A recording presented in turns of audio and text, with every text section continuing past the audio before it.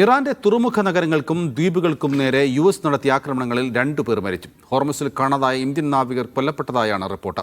കുവൈത്തിലെയും ബഹ്റൈനിലെയും US സൈനിക കേന്ദ്രങ്ങളിൽ ഇറാന്റെ പ്രത്യാക്രമണങ്ങളുണ്ടായി. ആക്രമണം തുടരുമെന്ന് US പ്രസിഡന്റ് ഡൊണാൾഡ് ട്രംപ് പറഞ്ഞു. ഇറാനിലെ തെക്കൻ നഗരങ്ങളിലുടനീളം വ്യാപക ആക്രമണങ്ങൾ തുടർന്ന് അമേരിക്ക 2 പേർ കൊല്ലപ്പെട്ടതായും ഇതുവരെ 260 പേർക്ക് പരിക്കേറ്റതായും ഇറാൻ ആരോഗ്യ മന്ത്രാലയ വക്താവ് ഹുസൈൻ കർമാർപോർ അറിയിച്ചു.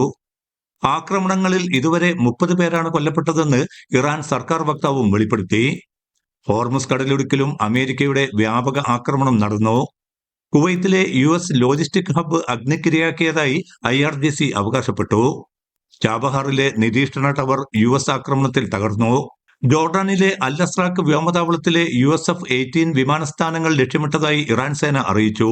ഒമാൻ തീരത്ത് കഴിഞ്ഞ ദിവസം ആക്രമണത്തിനിരയായ GSF ഗാലക്സി കപ്പലിൽ നിന്ന് കാണാതായ ഇന്ത്യൻ നാവികൻ കൊല്ലപ്പെട്ടതായി റോയിട്ടേഴ്സ് വാർത്താ ഏജൻസി റിപ്പോർട്ട് ചെയ്തു.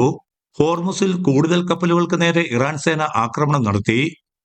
അതിനിടെ താൻ മതി എന്ന് പറയും വരെ ഇറാനു നേരെ ആക്രമണം തുടരുമെന്ന് അമേരിക്കൻ പ്രസിഡന്റ് ഡൊണാൾഡ് ട്രംപ് വ്യക്തമാക്കി.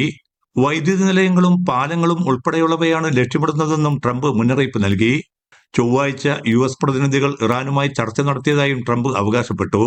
അതേസമയം ഹോർമുസ് കടലിടുക്കിലൂടെയുള്ള കപ്പലുകൾക്ക് 20% നികുതി ഏർപ്പെടുത്തുമെന്ന മുൻ പ്രഖ്യാപനം ട്രംപ് പിൻവലിച്ചു.